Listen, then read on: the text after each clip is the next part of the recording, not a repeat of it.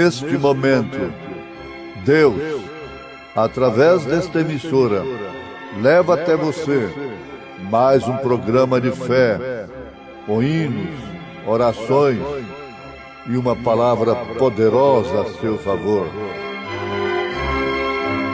Fé para vencer o mundo. Somente crer, somente crer, tudo é possível, somente crer, somente crer, somente crer, tudo é possível, somente crer.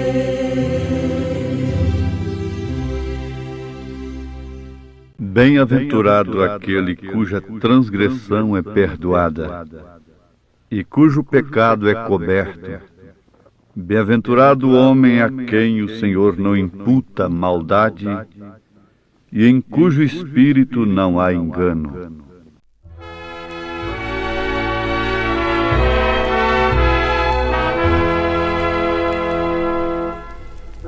Tão cego eu andei e perdido vaguei, longe, longe do meu Salvador, Salvador, mas a glória desceu e seu sangue verteu pra salvar um tão pobre pecador.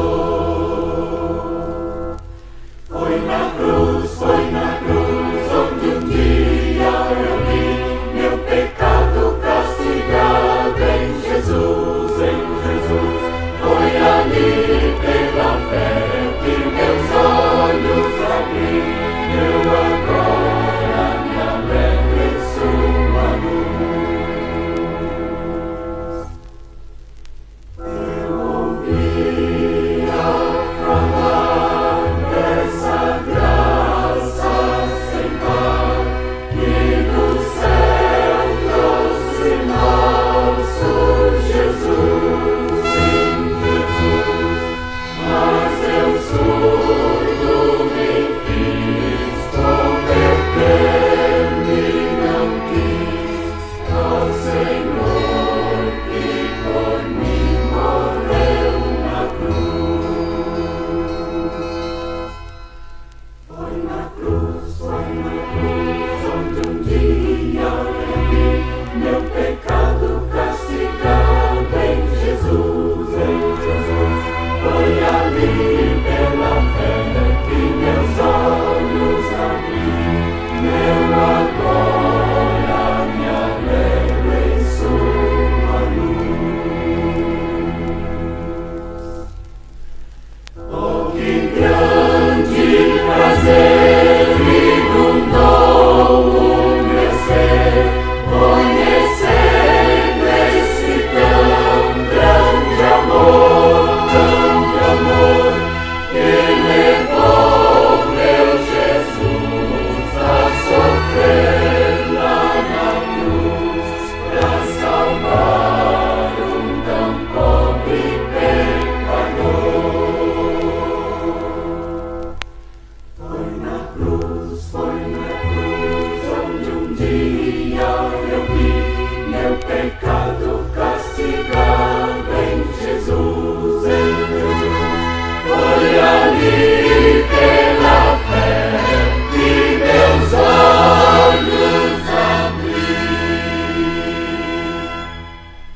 eu agora me alegro em sua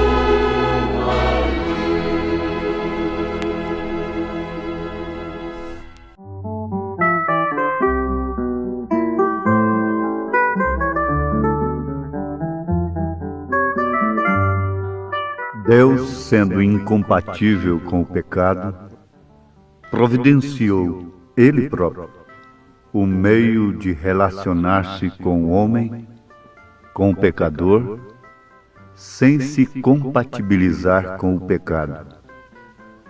Porque Deus não muda.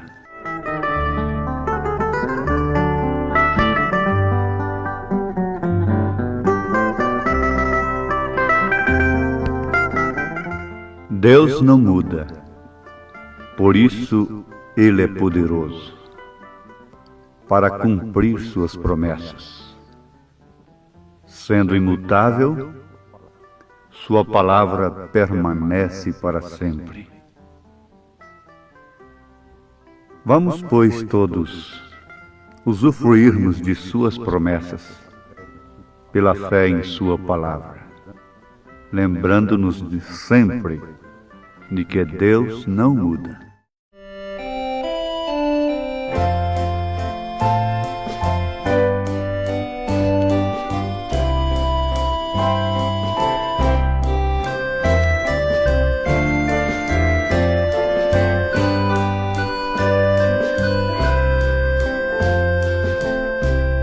Ele fez a promessa, conosco estaria até o fim, e os sinais seguiriam a todo que crê.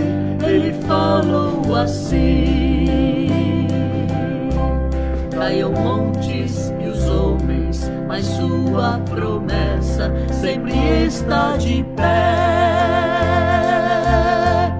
Ele nos tem provado de que não mudou. Poderoso Ele é, poderoso Ele é, e em nada mudou. Nele está nossa fé, poderoso Ele é.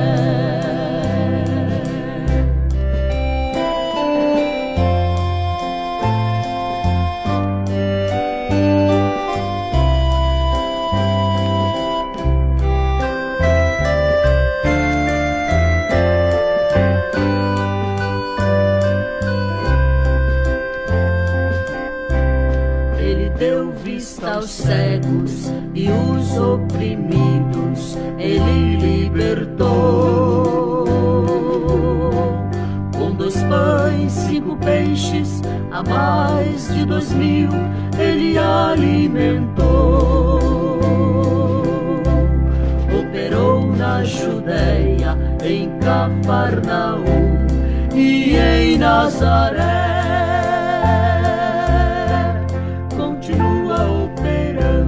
Aqui no Brasil, poderoso Ele é, poderoso Ele é, e em nada mudou. Nele está nossa fé, poderoso Ele é. Poderoso Ele é, e em nada mudou. Nele está nossa fé, poderoso Ele é.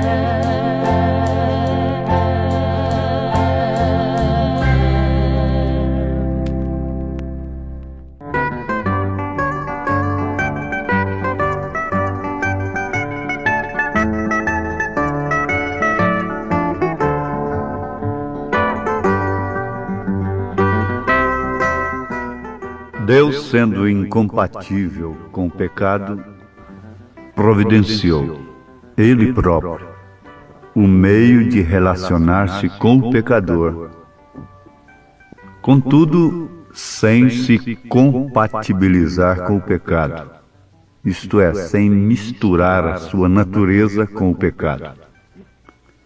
Isto porque Deus não muda. Deus não muda em relação à sua posição contra o pecado.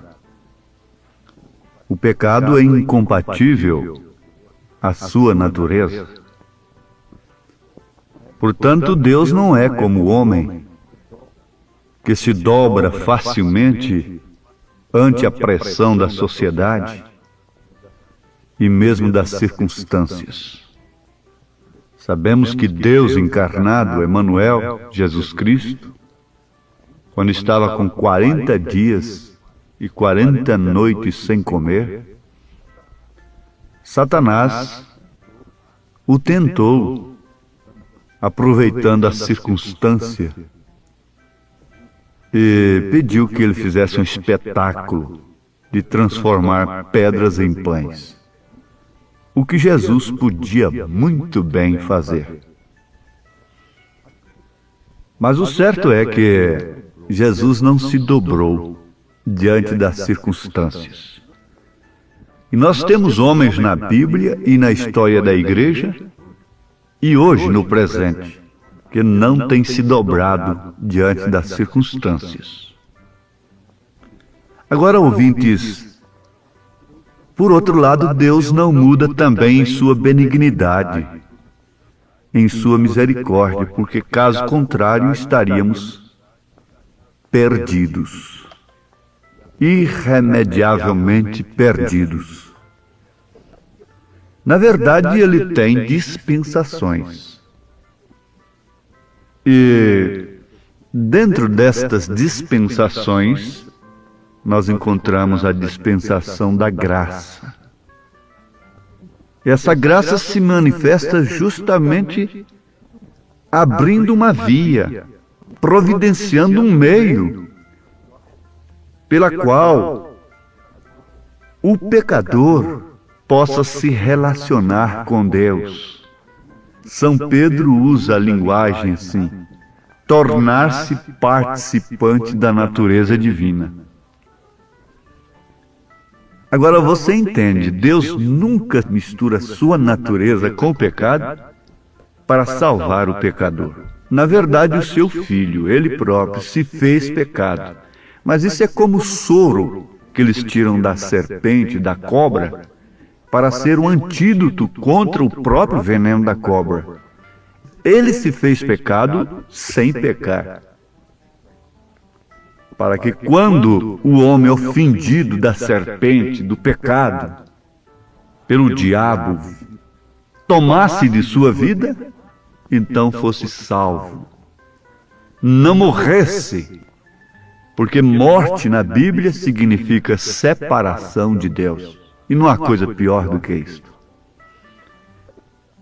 Agora, este meio da salvação, todo mundo chamado cristão conhece. Conhece, mas como um acontecimento histórico, mental, tradicional da religião. Mas este meio que Deus criou para buscar o homem de volta a relacionar-se com ele, é através de uma experiência vivida por este homem, pelo pecador. E ao sentir-se ou encontrar-se relacionado com Deus, o que acontece? Este homem passa a sentir-se ou encontrar-se também como Deus, incompatibilizado com o pecado e seus atributos. Aí está a grande diferença. Então, eu gosto de fixar a coisa, porque aqui está o ápice do pensamento, da meditação. Ao sentir-se ou encontrar-se relacionado com Deus, não por um meio criado pelos homens, mas pelo próprio meio que Deus criou. Esse é o arrependimento, a fé no sacrifício de Jesus Cristo. É o único meio. Não é nenhuma religião, nenhum credo, nenhum dogma. Nenhum grande homem aqui na terra. Este é o único caminho. Jesus disse: eu sou o caminho, é a verdade e a vida. Ninguém vem ao Pai senão por mim. Aí está o elo. Então, ao sentir-se ou encontrar-se relacionado com Deus, pelo vínculo da paz na linguagem de São Paulo, que é a palavra de Deus e o Espírito Santo, Então este homem se sente, ou encontra-se agora também como Deus, incompatibilizado com o pecado e seus atributos. Lembrando novamente do que São Pedro disse, afirma, encontra-se como um participante da natureza divina. Isso não é tremendo, não é maravilhoso? Então ele, o homem, entra em uma fase de vencedor. Entra em uma fase de vencedor, quando ele consegue relacionar-se com Deus pelo vínculo da paz, que é a palavra de Deus e o Espírito Santo, que vivifica esta palavra na vida do homem. Então ele entra numa fase de vencedor. Vencedor sobre o quê? Sobre os vícios, sobre os atributos do pecado de um modo geral. Mas a coisa vai além disto, vencedor sobre a própria morte. Por isso São Paulo gritou com êxito, ao ver aquele selo aberto da ressurreição, o grande mistério revelado, ele gritou: onde está a morte, o teu aguilhão? Onde está o inferno, a tua vitória? Tragada foi a morte na sua vitória. E graças a Deus que nos dá vitória. Por quem? Por minha igreja? Pela igreja mais velha? Pela igreja mais nova? Por aquele santo homem? Não. São Paulo foi categórico. Por nosso Senhor Jesus Cristo. Venceu, portanto. Somos mais do que vencedores. A quem você venceu? A quem o homem venceu? O seu pobre inimigo sujeito às mesmas circunstâncias? Não. Você venceu o seu maior inimigo, que é o ego, que é a si mesmo com suas paixões carnais. Você veja na Bíblia que Davi venceu o urso, venceu o leão, grande feito, grandes testemunhos. Venceu o Golias, venceu guerras tremendas. Está tudo bem. Mas a maior vitória proclamada por Davi foi quando ele venceu o pecado e exclamou com alma: bem-aventurado aquele cuja transgressão é perdoada e cujo pecado é coberto. Bem-aventurado o homem a quem o Senhor não imputa maldade e em cujo espírito não há engano. Ah, mas esse salmista, com sua cabeça banhada de óleo, seu cálice transbordando, este Davi saltando, e pôde ver até uma mesa preparada ante os seus inimigos, deu voltas por ali, saltou ao redor da arca. Isto porque ele estava relacionado com Deus. Havia alegria na sua alma. Ele estava gozando em si mesmo, com experiência própria, o resultado do seu clamor no Salmo 51, verso 12, quando ele pediu com alma, depois de confessar, depois de reconhecer, depois de gritar: o meu pecado está sempre diante de mim. Cria em mim, ó Deus, um coração puro e renova em mim um espírito reto. Não me lances fora da tua presença e não retires de mim o teu Espírito Santo. Depois de tudo isso, ele concluiu a sua oração dizendo: torna a dar-me a alegria da tua salvação e sustém-me com um espírito voluntário. Oh, que infinita graça! Como ele saltava, como ele rejubilava, porque a arca tinha sido tirada do meio de Israel por causa do pecado, e a arca representava tudo de Deus dentro de Israel. As tábuas dos mandamentos, o maná que não desvanece, a vara de Arão que reverdeceu, a glória ininterrupta, a luz, a glória da Shekinah. Israel tinha perdido por quê? Por causa do pecado. Pequei. E quando ele viu isto voltando, isto queria dizer, estamos nos relacionando novamente com Deus. Deus está voltando. E ele se encontrou tão embebido, tão transbordante, que gritou com sua alma, escreveu: bem-aventurado aquele cuja transgressão é perdoada e cujo pecado é coberto. Isto fala da infinita graça do Senhor. Ele não muda, mas a sua dispensação passa. Há uma linha entre a graça, entre a misericórdia e o juízo. Não atravessa esta linha. Deus é imutável, mas Ele é imutável em suas dispensações também. Ele é imutável em sua benignidade. Ele é imutável também no juízo. É agora a hora. É esse instante que nós devemos estar relacionados com Deus, porque a arca voltou. Elias restaurou todas as coisas perdidas. A mensagem veio completa agora, tudo completa, não reformada apenas por um reformador, mas por um restaurador. Restauração quer dizer readquirir, pegar de volta, tomar posse daquilo que havia se perdido, tomar domínio daquilo que havia se perdido.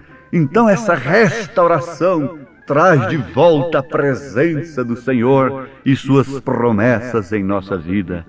Isto é a infinita graça ainda. Conforme a tua infinita graça, ó Pai, perdoa a minha transgressão.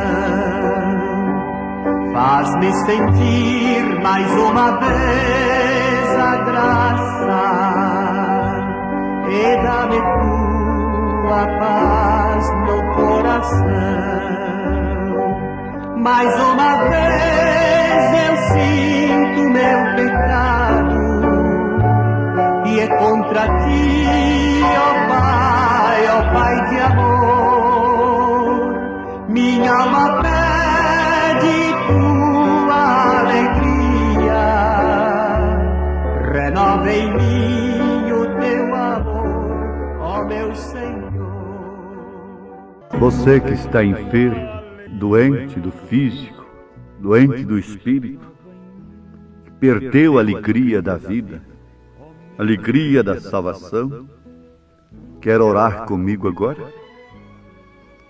Você diga no seu coração, se não quiser levantar sua voz: esconde a tua face dos meus pecados, ó Deus, e apaga todas as minhas iniquidades. Cria em mim, ó Deus, um coração puro e renova em mim um espírito reto. Não me lances fora da tua presença e não retires de mim o teu Espírito Santo. Torna a dar-me alegria da tua salvação e sustém-me com um espírito reto. Creio, Senhor, que Tu és o mesmo ontem, hoje e eternamente, e que Tu tens prazer em perdoar. Aceita o meu arrependimento ante a Tua presença e me cure, Senhor, me dê graça. Esta infinita graça opere na minha alma e eu aceito nesta hora, pela fé, no nome do Teu Filho amado, Jesus Cristo. Amém.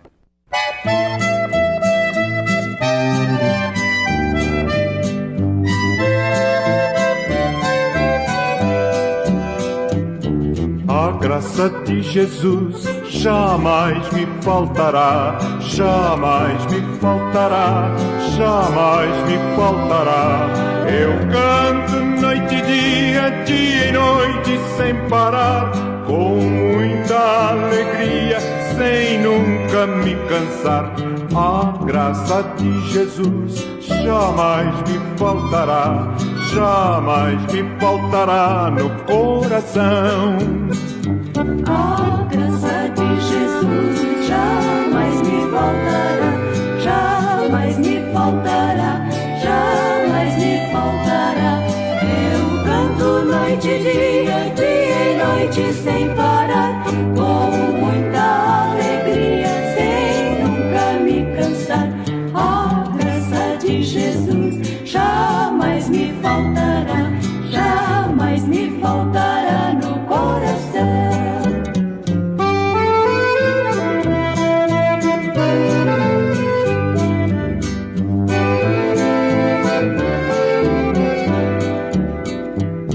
A graça de Jesus jamais me faltará, jamais me faltará, jamais me faltará. Eu canto noite e dia, dia e noite sem parar, com muita alegria, sem nunca me cansar. A graça de Jesus jamais me faltará, jamais me faltará no coração.